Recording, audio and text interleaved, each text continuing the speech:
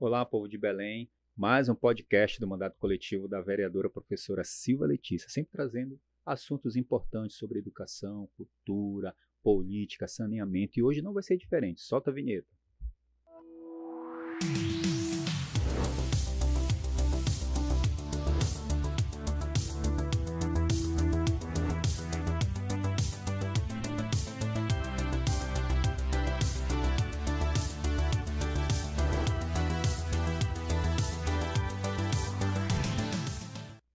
Bem, hoje nós estamos aqui com o Daniel Francês, que ele é do Sind Ambiental e também trabalha na Ideflor Bio, e também com a Palmira Ferreira do SEMAS. Muito obrigado por estar aqui com a gente no nosso podcast. Eu que agradeço a oportunidade, né? O nosso grupo de luta fica muito feliz de estar sendo ouvido, porque ultimamente não tem sido fácil um ambiente de escuta. Também quero agradecer, né, a oportunidade e dizer que os companheiros são referência para a gente nas lutas da classe trabalhadora, então esse espaço ele é muito importante para nós. Então, sermos ouvidos por outros setores, né, da sociedade, e a categoria vai estar bem antenada aí no podcast. Vereadora. Eu quero agradecer a presença de vocês e nós vamos ter uma oportunidade de entender melhor a luta que está sendo desenvolvida, né, pela SEMAS, pelos trabalhadores da Ideflor. É importante para a gente também porque a luta em defesa dos serviços públicos ela só é possível com a valorização dos servidores, das servidoras. Então, fiquem à vontade, vamos para uma conversa bem produtiva hoje, né, para entender como é que está a luta de vocês. Fiquem à vontade, sejam bem-vindos. Olha, antes da gente falar um pouco sobre o assunto que vocês estão discutindo entre a categoria de vocês, eu queria que vocês falassem um pouco do que significa esses órgãos, o Ideflor Bio e a SEMAS, porque às vezes a sociedade ela não sabe o que esses órgãos trabalham. Se vocês puderem falar para a gente.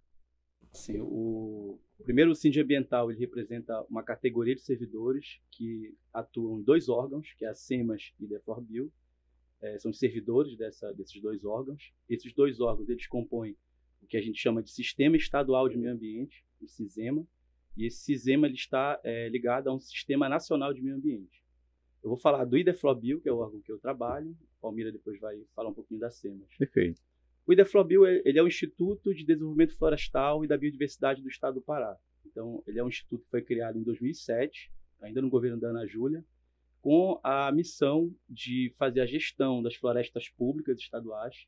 Hoje nós temos em torno de 27 milhões de hectares de floresta no estado, é uma área imensa, maior que um monte de países aí no mundo, onde tem uma biodiversidade gigantesca, uma riqueza, tanto de recursos naturais, né, de biodiversidade, mas também de populações tradicionais, com toda a sua riqueza, sua cultura, né, e um valor inestimável, e que precisa ser protegido, precisa ser fomentado, inclusive essas atividades sustentáveis que são desenvolvidas nesses territórios.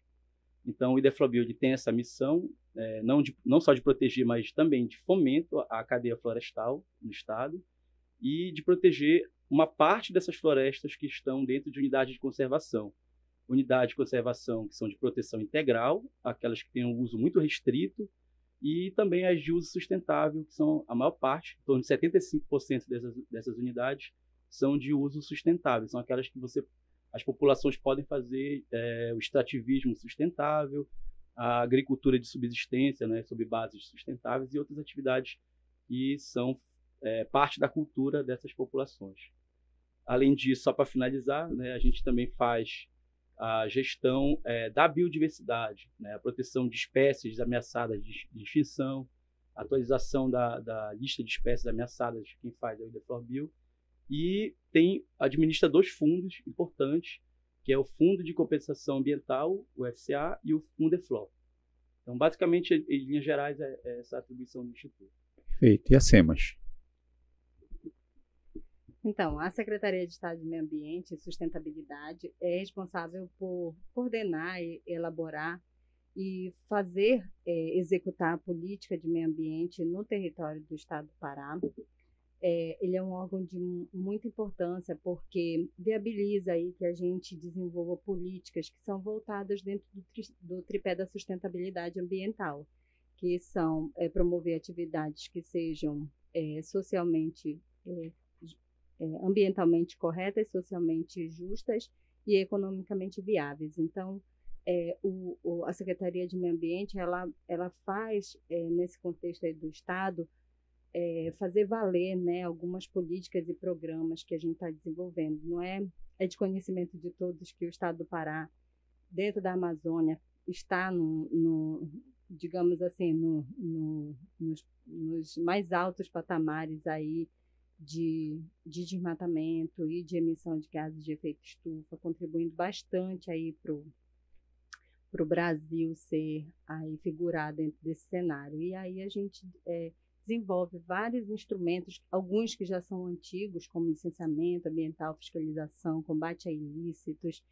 mas agora também no desenvolvimento de políticas e programas que são voltadas aí para a gente alcançar essa emissão líquida zero aí, pelo menos nos próximos 2030, 2036. Então é uma luta bastante. Então os servidores eles trabalham numa escala bastante ampla, que vai desde a gestão de recursos hídricos até desenvolvimento mesmo de comunidades com projetos que vão na ponta mesmo. Então é um leque bastante grande de atividades que a Secretaria desenvolve.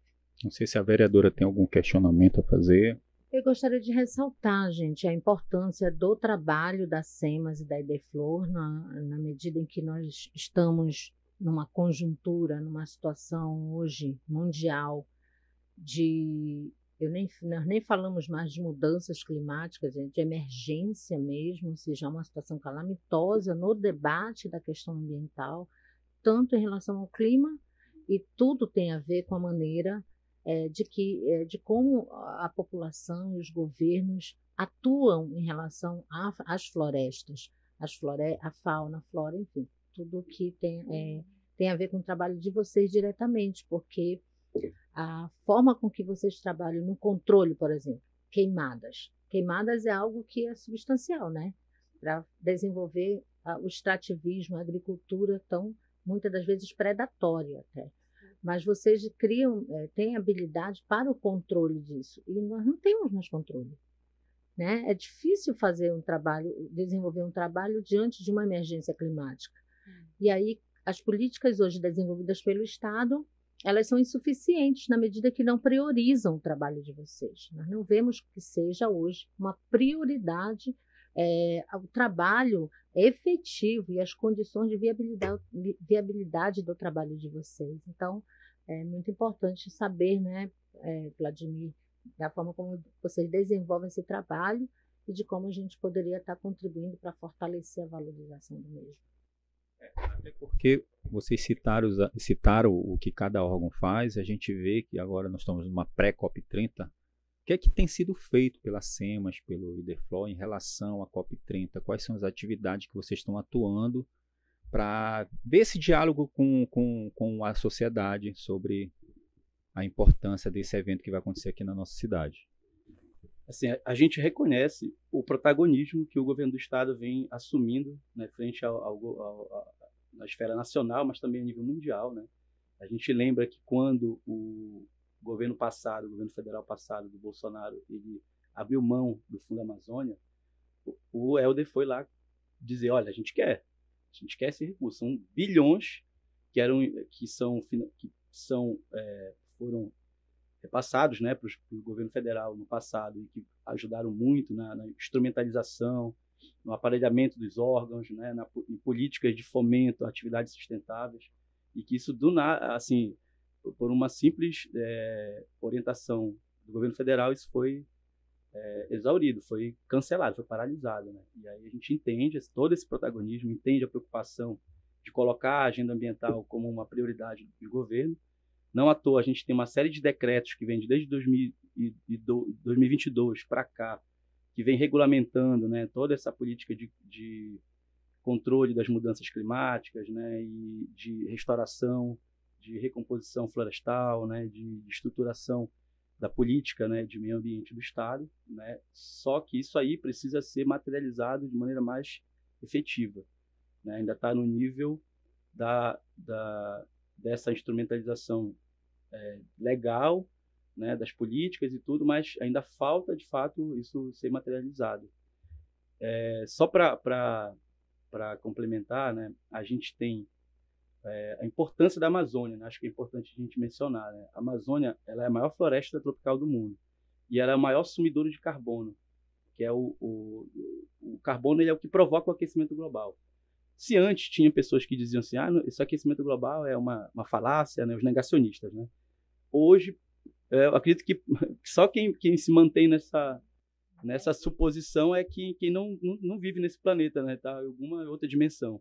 Porque ano passado, acho que quem mora aqui em Belém, quem mora no Pará, na Amazônia, sim, no Brasil, no mundo, sentiu o aquecimento global na prática, né? Os rios secaram, foram as maiores secas, né, da história da Amazônia. O rio Tapajós secou, vários rios de grande porte, assim, que a gente nunca esperava que fosse chegar nesse nível.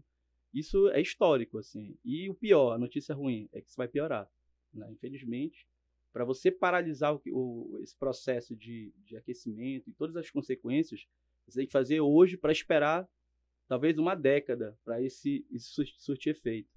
Então, a Amazônia e o estado do Pará, como é um protagonista na Amazônia e no Brasil, né, ele tem assim, uma importância estratégica, né, pelo fato de adotarmos essa política como uma prioridade no Pará, e a gente acaba levando os outros estados da Amazônia para também assumir esse protagonismo. Porque a Amazônia, ela é esse sumidouro, né, de carbono. A floresta tem esse papel também de contenção das mudanças climáticas. Agora, a gente não está falando aqui de paralisar as atividades econômicas. Vamos parar, não vai ter mais pecuária, não vai ter mais isso, aquilo. Não, é compatibilizar mesmo. Né, usar aquilo que tem de tecnologia, de conhecimento, de ciência, para você poder manter as atividades produtivas, manter a economia, crescer a economia, mas de maneira a manter os recursos naturais, manter aquilo que garante a manutenção da vida no planeta. Porque se a gente continuar seguindo nesse rumo, né, e aí nesse sentido, só quero ressaltar aqui o seguinte, o Ideflor, por exemplo, ele tem hoje uma rede de 260 viveiros de mudas, com uma capacidade instalada de produção de 6 milhões de mudas. Né? Então, essas mudas elas estão sendo plantadas, né, na forma de sistemas agroflorestais, em parceria do Ideflor com associações, cooperativas, mas também com instituições públicas.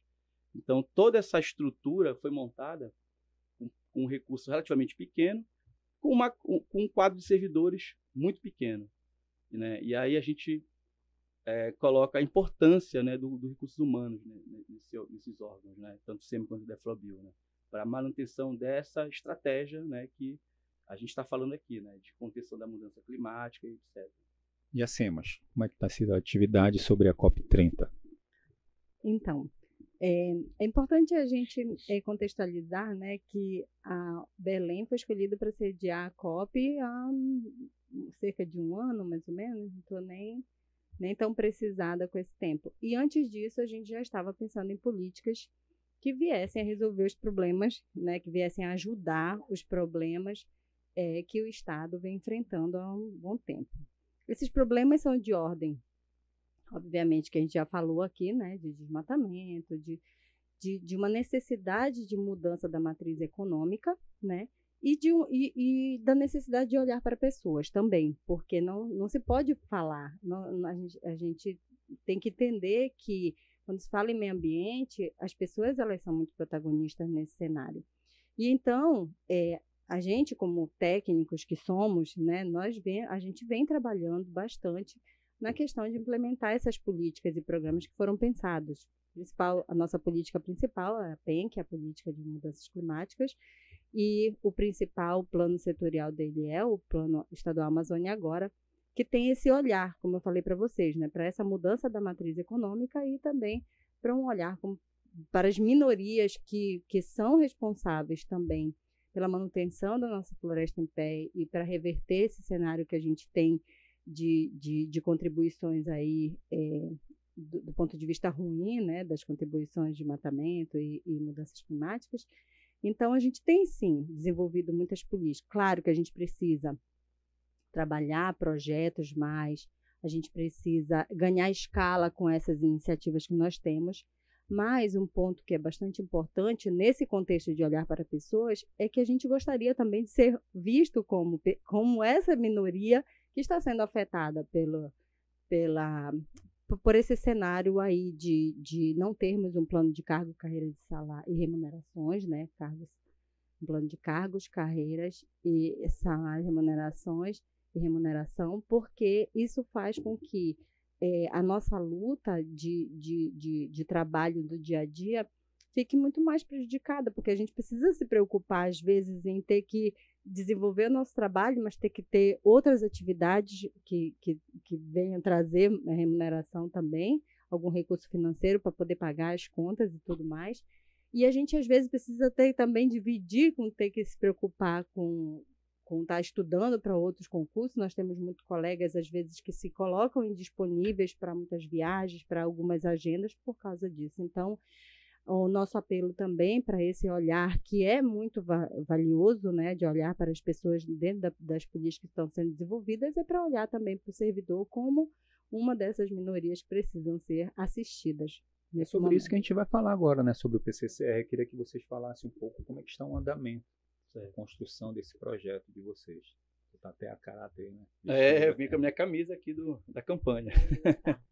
Então, o PCCR ele é uma luta que já tem 5 anos, né? A gente iniciou essa discussão e infelizmente veio a pandemia e paralisou tudo, né? E aí a gente retomou isso há mais ou menos 2 anos. Existe um projeto já bem estruturado que segue as diretrizes dos PCCRs já foram aprovados no Estado, né? Tanto na estrutura, né, dos níveis, da carreira, dos valores. O nosso plano, ele, do ponto de vista jurídico, ele não tem mais nenhum passivo, né? A gente tem, inclusive, parecer da PGE já favorável. E, em termos orçamentários, o último parecer da CEPLAD, né, do setor de orçamento, já deixou claro que o projeto ele é viável, né, ele é positivo, ou seja, tanto o SEMAS quanto o IDEFLOBIL, eles têm orçamento para pagar o nosso plano de carreira. Ele vai estruturar uma carreira que vai permitir que o servidor ele entre, né, e ele progrida, né, tanto em termos remuneratórios quanto em termos de capacidades, né? Então uma carreira não é simplesmente você aumentar o seu salário, o seu vencimento, né, de maneira imediata. Não, o servidor ele precisa ter produtividade, ele é avaliado, ele precisa ter qualificação para ele poder fazer essa ascensão na carreira. Então, falar em PCCR, em plano de carreira, é falar também em qualidade de serviço prestado. Então, isso é fundamental. Então, se a gente quer um serviço público mais eficiente, né, mais dinâmico, que atenda melhor, né, a sociedade, os seus objetivos, a gente precisa também valorizar e estruturar esses planos de carreira. É uma luta que é nossa, mas também é de mais de 23 categorias que estão aí no Estado lutando. Então, a gente defende que o governo do Estado ele aprove os planos de carreira de todas as categorias. A gente não fala só em nome da nossa categoria. A gente quer, inclusive, nos solidarizar às demais categorias que estão na luta. E assim, onde está o PCCR hoje, né? Ele está na CEPLAD, ele está no setor de orçamento, né, depois de muitas idas e vindas, né, entre SEMAS, DEFLO e CEPLAD, e a gente tem nos mobilizado para isso. Há 2 anos a gente vem numa luta mesmo bastante intensa, fazendo manifestações, paralisações, e felizmente a gente conseguiu avançar com esse processo, né? Nós estamos aqui, né, vereador, como mandato coletivo para apoiar essa luta, né?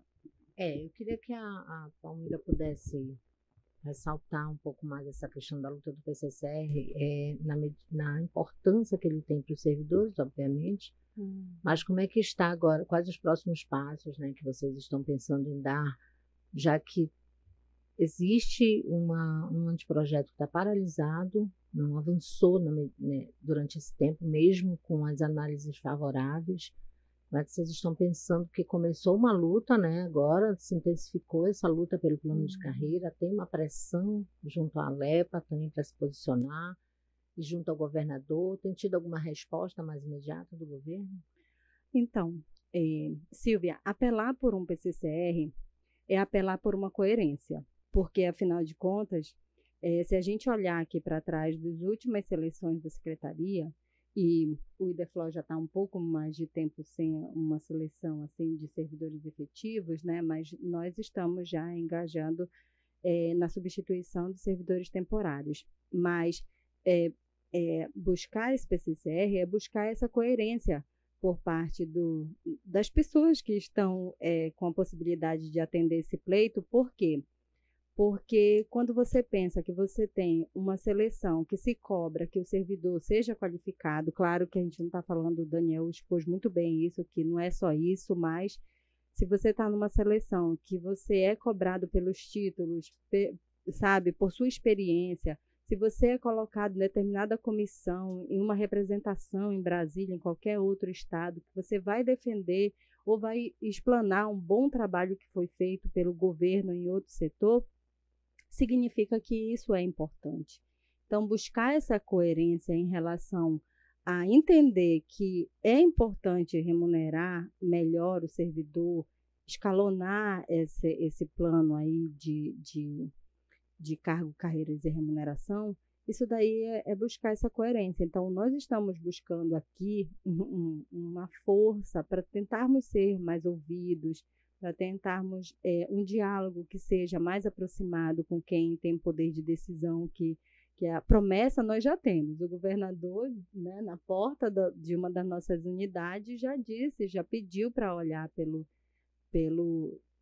por esse pleito, mas a gente percebe assim que por questão de se não é prioridade, se é, porque quando a gente vê também que tem outras prioridades que são tratadas com emergência, as coisas se resolvem mais rápido. Então, o que nós estamos buscando aqui é visibilidade, né? Nós estamos dispostos a fazer, encampar lutas em outros setores, já fomos para a Alepa, a gente já juntou força com o Detran, com a UEPA, na frente da Casa Civil. Se for necessário, nós vamos para a CEPLAD, se for necessário, nós vamos para onde formos convidados para tentar ser escutado, porque às vezes, né, a gente só precisa disso para alguém que tem poder de decisão ir lá e resolver. O problema é que, como o Daniel já colocou, não é de impacto grandioso para esse Estado, principalmente nesse momento que a gente está.